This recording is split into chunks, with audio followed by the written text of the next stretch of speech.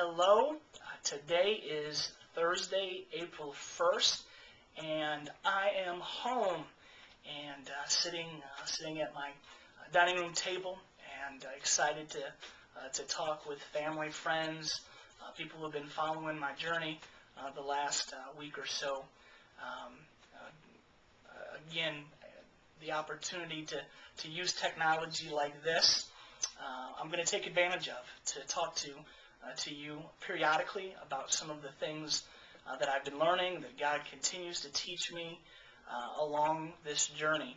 The last couple of days being home has been really good in my recovery process. Just trying to follow the doctor's orders and do very little, and we've done very little the last couple of days. Showering has been the big thing, which was very good, very necessary.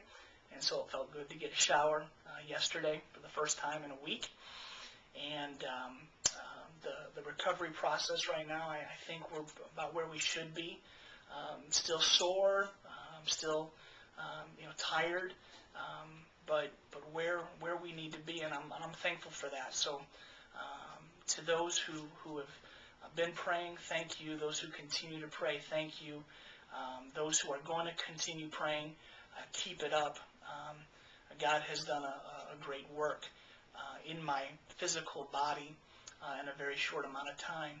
I'm grateful for God's hand in my life over the last week and how He's taken care of me physically, and found a greater, deeper appreciation for the medical community that He gifts with the skills to be able to do what they did to my body last Friday.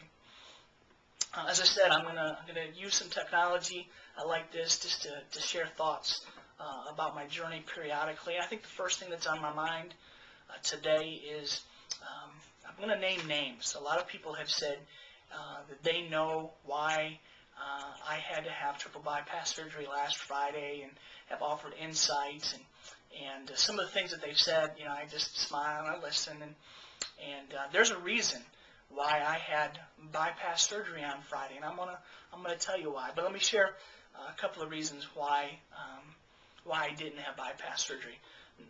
Number one, I didn't have triple bypass surgery because I'm in ministry, because I'm a pastor. Some have said, boy, no wonder, Trent, with all the stress that you carry as a pastor, no wonder this happened to you. And I don't think anybody says that with any bad intentions or ill meaning to it.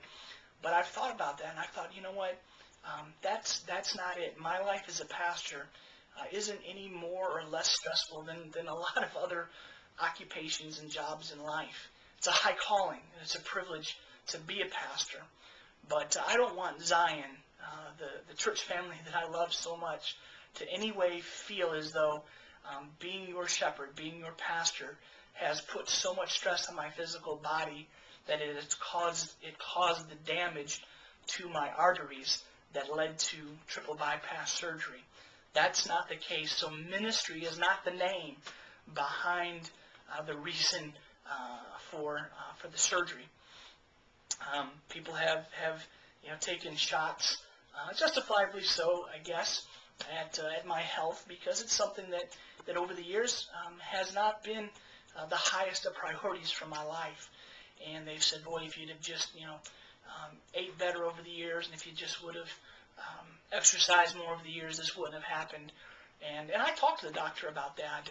And the truth of the matter is, he told me stories of men in their 20s or 30s who ran marathons, who fell over dead of heart disease.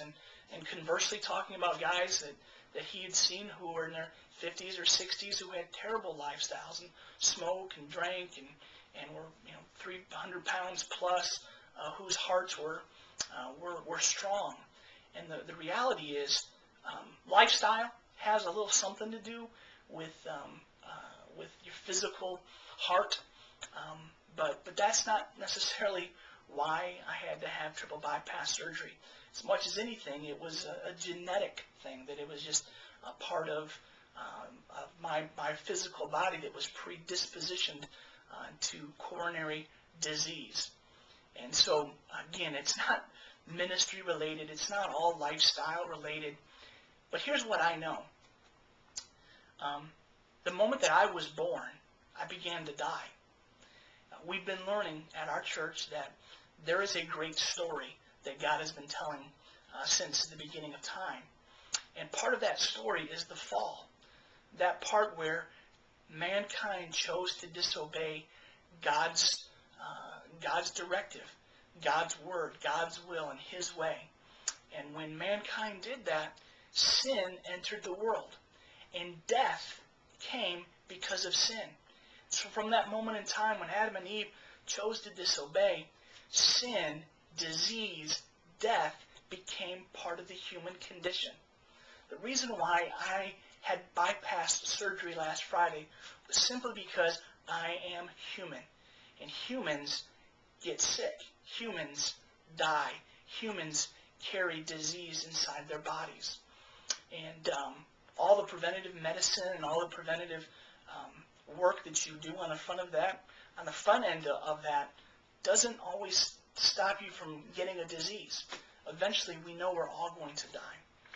And so the name behind the reason for my triple bypass surgery last week is simply the fall, the curse, the fact that we live in a fallen world. And I'm okay with that.